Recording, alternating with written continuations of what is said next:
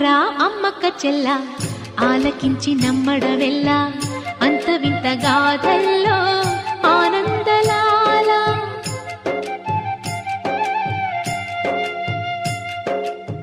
బాపురే బ్రహ్మకు చెల్ల వైనవంత వల్లించవల్ల రేపల్లె వాడల్లో ఆనంద